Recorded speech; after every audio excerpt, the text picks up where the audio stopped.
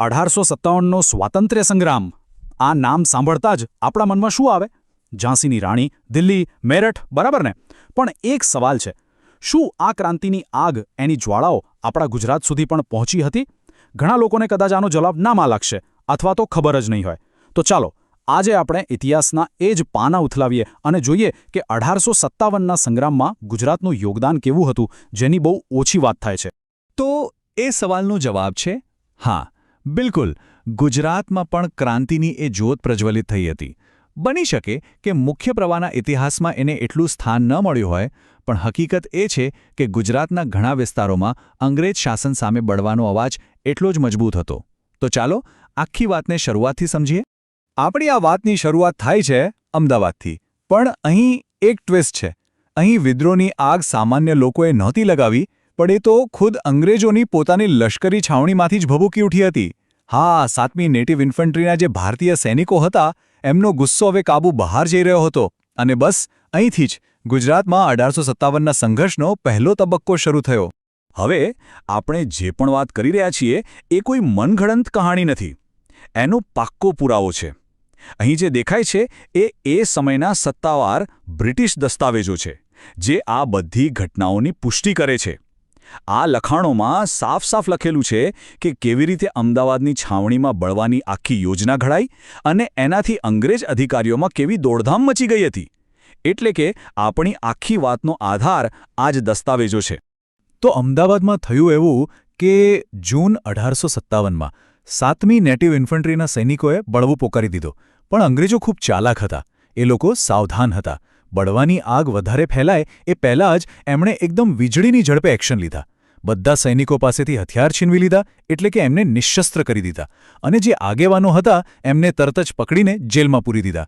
ટૂંકમાં અમદાવાદમાં ક્રાંતિની જે ચિનગારી ઉડી હતી એ ભડકો બને એ પહેલાં જ એને બુઝાવી દેવામાં આવી. ભલે અમદાવાદમાં બળવો દબાવી દેવામાં આવ્યો, પણ એ આગ હવે ગુજરાતના ગામડાઓ સુધી પહોંચી ગઈ હતી. તો ચાલો હવે અમદાવાદથી આગળ વધીએ ખેડા આણંદ વિસ્તાર તરફ. અહીંની વાત જ આખી અલગ હતી, કેમ કે અહીં લડાઈ માત્ર સૈનિકોની નહોતી, પણ આ તો હતી જનતાની લડાઈ. અને આ લડાઈનું નેતૃત્વ કોણ કરી રહ્યું હતું? ત્યાંના સ્થાનિક મુખીઓ. અને આ જે વાત છે ને, એ બહુ જ મહત્વની છે. આ એક મોટો તફાવત હતો. અમદાવાદનો જે બળવો હતો એ લશ્કરી છાવણી પૂરતો જ રહી ગયો, જ્યારે ખેડા આણંદમાં જે થયું એ એક સાચું જન આંદોલન બની ગયું. આના પરથી એક વાત તો એકદમ સાફ થઈ જાય છે કે અંગ્રેજ શાસન સામે લોકોમાં ગુસ્સો કેટલો ઊંડો અને વ્યાપક હતો. એટલો કે સામાન્ય લોકોને પણ હથિયાર ઉપાડવા માટે મજબૂર થવું પડ્યું. તો આ જન આંદોલનના મુખ્ય સૂત્રધાર હતા આણંદના ગરબડદાસ પટેલ. એમણે કોળી અને નાયકડા સમાજના લોકોને ભેગા કર્યા, એમને સંગઠિત કર્યા, અને એમની સાથે ચાંડુપ ગામના મુખીઓ પણ આવીને જોડાયા. એમનું નિશાન એકદમ સ્પષ્ટ હતું: અંગ્રેજ અધિકારી લ્યુટન સાહેબનો કેમ્પ. અને સમજવા જેવી વાત એ છે કે આ કોઈ અચાનક આવેશમાં આવીને કરેલો હુમલો નહોતો. આ તો એક પાક્કી યોજના હતી, સ્થાનિક સ્તરે અંગ્રેજોને સીધો પડકાર ફેંકવા માટેની. 2000 લોકો! ચાંડુપના મુખીઓએ આટલી મોટી સેના ભેગી કરી હતી. જરા કલ્પના તો કરો, એ સમયમાં જ્યારે કોઈ સરકારી મદદ નહોતી, કોઈ આધુનિક સાધનો નહોતા, ત્યારે માત્ર સ્થાનિક નેતૃત્વના દમ પર આટલા બધા લોકોને અંગ્રેજો સામે લડવા માટે તૈયાર કરવા, આ ખરેખર સંગઠન શક્તિનું એક જબરદસ્ત ઉદાહરણ હતું. ખેડા આણંદમાં જો જન આંદોલનની આગ લાગી હતી, તો પંચમહાલ અને દાહોદમાં તો એ દાવાનળ બની ગઈ. અહીં સંઘર્ષનું સ્વરૂપ એકદમ બદલાઈ ગયું. એ વધુ ઉગ્ર બન્યો, વધુ વ્યાપક બન્યો અને લાંબો સમય સુધી ચાલ્યો. કદાચ એમ કહી શકાય કે આ ગુજરાતમાં 1857ના સંગ્રામનો સૌથી લોહિયાળ અધ્યાય હતો. અને પછી ત્યાં એક એવા સમાચાર ફેલાયા જેણે પંચમહાલના લોકોમાં એક નવી જ આશા અને જોશ ભરી દીધા. સમાચાર શું હતા? સમાચાર હતા કે મહાન ક્રાંતિકારી તાત્યા ટોપે એમનું સૈન્ય લઈને નજીકમાં આવી રહ્યા છે.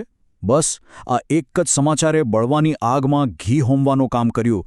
સ્થાનિક લડવૈયાઓને લાગ્યું કે હવે એમને એક રાષ્ટ્રીય સ્તરનું નેતૃત્વ મળશે. અને બસ આ જ જુસ્સામાં એમણે લગભગ 1 વર્ષ સુધી અંગ્રેજોને બરાબરના હંફાવ્યા. આ લડાઈમાં સ્થાનિક ભીલ અને કોળી સમુદાયોએ ખરેખર પોતાની પૂરી તાકાત લગાવી દીધી હતી. અને એમની બહાદુરીનું પરિણામ શું આવ્યું ખબર છે? લગભગ 1 અઠવાડિયા સુધી દાહોદ અને એની આસપાસના વિસ્તારોમાંથી અંગ્રેજ રાજનો રીતસર સફાયો થઈ ગયો હતો. આ કોઈ નાની સૂની જીત નહોતી. પણ અંગ્રેજો પણ ક્યાં હાર માનેવા હતા. ગોધરાથી કેપ્ટન બકલના નેતૃત્વમાં એક મોટી સેના આવી અને ભયંકર લડાઈ પછી 12મી જુલાઈએ દાહોદ ફરી પાછું અંગ્રેજોના હાથમાં જતું રહ્યું. દાહોદ તો અંગ્રેજોએ જીતી લીધું, પણ એમના મનમાંથી ડર નહોતો ગયો. એમને ખબર હતી કે આ બળવાનની આગ ગમે ત્યારે ફરીથી ભભૂકી શકે છે. એટલે એમણે દમનની સાથે સાથે લોકોને ડરાવવાની નીતિ પણ અપનાવી. આ માટે એમણે શું કર્યું? મહીસાગર વિસ્તારમાં બળવાની કોઈપણ શક્યતાને જડમૂળથી જ ખતમ કરી નાખવા માટે એમણે 140 ભારતીય સૈનિકો પાસેથી હથિયાર લઈ લીધા. આનો સંદેશો એકદમ સ્પષ્ટ હતો. હવે પછી બળવો કરવાનું વિચારતા પણ નહીં. અને આ બધી માહિતી પણ ક્યાંથી મળે છે? ફરી પાછા એ જ સમયના બ્રિટિશ રેકોર્ડ્સમાંથી.